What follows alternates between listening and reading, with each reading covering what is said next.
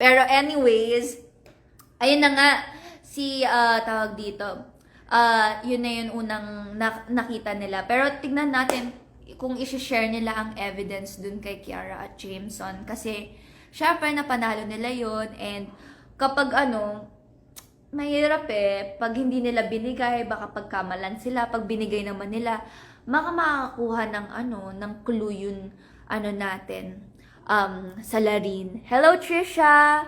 How are you? Hi, Ate Nelly. How are you? Hi, Ate Angela. Si Ate Angela to. Ayan, and also please follow. Don't forget to follow, like, share, subscribe. Charis! Kayo guys, sino ba ang... Ay, ito na lang. Si Waki at si Jameson, si Kai daw ang nagsabotage ng first mission nila. Yun yung unang hinala nila ha. Na si Ate Kai daw talaga ang mukhang salarin. Tapos, si Kai at saka si Kiara naman, si Waki daw ang nanggulo ng first mission. Kasi si Waki, siya yun nag-aayos ng CD cards nila. So, basta yun, yung cover cards, CD cards. So, parang si Waki daw, kung ano-ano daw yung pag-jumble ng words. Tapos, si Waki and Kai naman, pantay sila ng vote. So, parang ngayon, ang pinagpipilian ng apat nating suspects ay yung dalawang yun, si Waki and si Kai. Kayo ba guys? Feeling nyo ba na kina Waki at Kai ang salarin? Or baka si Kiara at Jameson nagkukunwari lang slow, mabagal. Diba pwede kasi yun? So baka sila rin ng salarin. So hindi natin alam. Comment nyo guys. Sabi ni Angela, feeling ko si Waki yan kare. Ay nako, Ate Angela. Nakakalito, diba? Kaya yung mga reaction ko talaga sa live, totoo po talaga yon.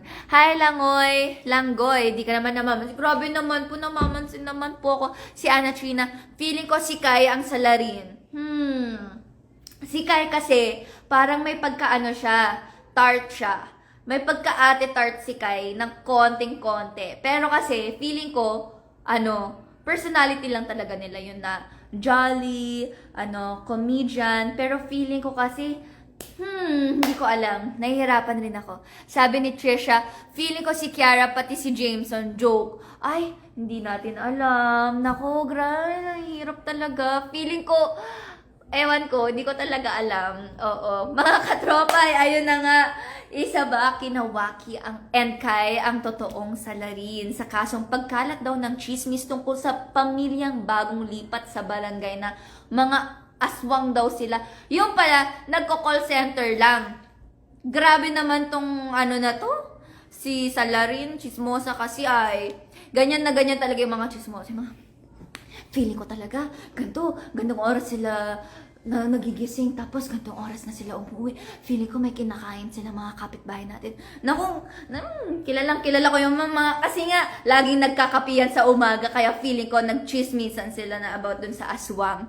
Ang gagaling kasi nilang lahat, kaya mahirap mamili kung sino sa kanila. Sabi ni Angela Blanco, Langgoy, sabi niya lang, pie, yes, pie. Malalaman po natin mamaya sa Sunday episode ng Tamang Hinala. So, make sure po na manood kayo mamayang 6:30 to 7:30 p.m. dahil may chance ulit kayong manalo ng lucky 50,000 total prizes. Diba? Ang bongga. 50,000. Sis, 50,000 B. Oo, sabi ni Trisha, ang cute ng reaction mo nung nalaman mo na si Tartinson. Oo, may video ako dito sa phone ko. Hindi ko pa napopost kasi ang dami ko nang pinapost. Pero hindi ko pa na-edit. Talagang gulat na gulat ako na si Ate Tart talaga ang salarin. Ang galing kasi, pero sabi ko na nga, may fishy talaga kay Ate Tart eh. Yung parang pinakamaliliit na clues, yun yung mag-give off eh. Kasi matatabunan siya ng big efforts nila na tumulong, maging cooperative, pero yung mga small hints, yun talaga yun. Yun yung pansinin nyo, yung mga parang hindi ka pansin-pansin. And yun, so ngayon pa lang, I will remind you guys na mag-sign up o mag-login na kayo sa pi.com.ph para sana mamaya tuloy-tuloy na kayo, hindi na kayo mag-wait pa, 'di ba? And may mga tanong ako na ibibigay mamaya, so dapat gamit nyo ang inyong devices, registered na kayo para vote na lang. Mabilis na lang kayo kasi sayang naman. And kapag tama ang sagot ninyo, may chance kayong manalo ng papremyo dahil pipili kami ng winners via randomizer. O random po yan. How to be part of the show, ate. So, yung Pi po, you have to register sa pi.com.ph and pwede kayong mag-join doon. Ayun, makiki-enjoy lang kayo and wala na, yun lang. Pipindot lang kayo ng mga hinala ninyo sa mga tanong na ibibigay ko. Tapos kung ano yung tamang sagot, mapapasali ka sa mga mapipili via randomizer na pwedeng manalo ng pera. Ayun na nga, speaking of pera, 10 po ang mananalo ng 500 pesos. 5 naman ang mananalo ng 1,000 pesos. At 2 naman po ang mananalo ng 2,500. Alam nyo, sumali ka na. Kung nanonood ka man nito, sumali ka, bibigay ka sa'yo tamang sagot. Charis, hindi. Hindi kasi yung mama ko dati, laging sumasali ng ganito. Pero dati, yung may MMK pa, diba, hulaan mo yung title. Tapos, mas maliit pa yung papremyo nun kasi syempre, hindi pa naman ganun ka-expensive ang mga bagay-bagay. So, never daw siyang nananalo. So, sabi ko, dito mas malaki chance mo dito. Sumali ka dito. Buntis daw siya. Pinagbubuntis niya ako. Sumasagot siya kasi bored na bored daw siya. Eto kaya nga sabi ko sa mga bored na bored dyan, ayun, may mag-text na lang kayo. Mag-vote, I mean. Ayun. And, kapag nakahula ka dito, nagkapera ka na, di ba? Perfect. Kaya tumutok na kayo, guys. At least, ate, may isa kang tama. Sabi, ano daw? Ako ba may tama? Yame. Angela, try lang, ate Trins. Oo, tama yan, ate Trins. Join tayo, nag-enjoy na may chance pa manalo. Yes! Tama! Tumawa to din yung mama ko. Ate, kayo multitask me today, nanonood ng live mo, pati ng live ng concert. Share ko lang. Anong concert yan, Tresha? Hello, Ate Jo. And eto na nga, speaking of mga hulaan, guess, and ng first fact-finding mission nila, which is bumuo ng title ng ating mga movie, lines sa ating mga movies, mga sikat na movies. Gagawin rin natin yun dito sa ating live para syempre happy tayo. And habang naghihintay tayo ng hashtag Pi alas Suerte 6 p.m., let's play a game. Ito na nga.